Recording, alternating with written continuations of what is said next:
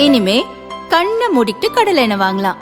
ஏன்னா மந்த்ரா கடலை எண்ணெய் இதயத்தின் தயாரிப்பு. வறுக்க பொரிக்க ஏன் எல்லா சமையலுக்கும் மந்த்ரா தான். மந்த்ரா கடலை எண்ணெய், அபார ருசி, ஆரோக்கியமான உடல் நலம்.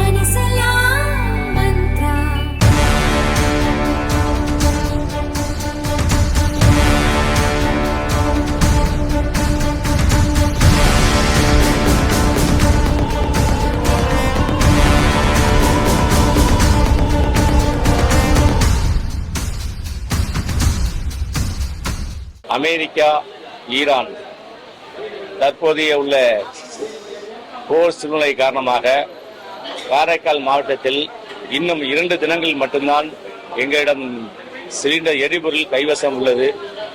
ஆதலால் இந்த சிலிண்டர் கம்பெனியிடம் நாங்கள் கேட்டபொழுது இன்னும் ஸ்டாக் இல்லை, லோடு ஏற்றவில்லை, லோடு வந்தால்தான் கொடுப்போம் என்று சொல்லிவிட்டார்கள். இந்த காரைக்கால் மாவட்டம் ஒரு ஆன்மீக தலமாக செயல்பட்டு கொண்டிருக்கிறது. இப்பொழுதுதான் சனி பயிற்சி நடந்துள்ளது. சனி பயிற்சி, சனீஸ்வர பகவான், அப்புறம் நாகூர் ஆண்டவர், வேளாங்கண்ணி மாதா கோயில், இந்த சுற்றுலா நகரத்தை நம்பிதான் இந்த காரைக்கால் ரன் பண்ணி கொண்டிருக்கிறது. காரைக்கால் வழியாக தான் எல்லா நகரத்திற்கும் போக வேண்டும். எரிபொருள் இருந்து எரிஞ்சிக்கிட்டே இருக்கும். அதனால எங்களுக்கு சிலிண்டர் தட்டுப்பாடுனால அதெல்லாம் எங்களுக்கு செய்ய முடியாது. அதனால பொங்கல், உப்புமா இந்த மாதிரி தான் போட முடியும். தோசை, புரோட்டா, சப்பாத்தி, பூரி எல்லாம் நாங்கள் நிறுத்த போறோம். 2 நாள்ல சிலிண்டர் வந்தா பழபடி நாங்கள் ரன் பண்ணுவோம்.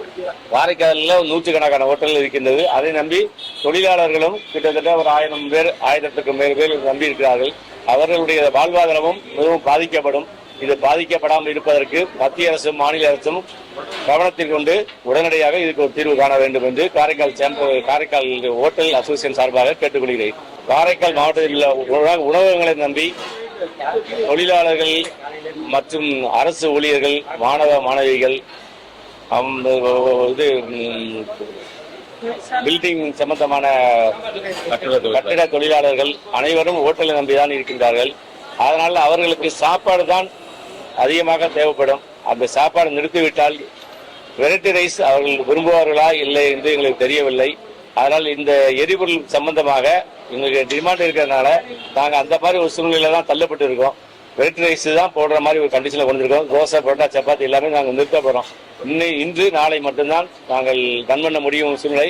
சிலிண்டர் படி எங்களுக்கு லோடு வந்துவிட்டால் கண்டினியூ பண்ணுவோம், இல்லை என்றால் கண்டினியூ பண்ண முடியாது.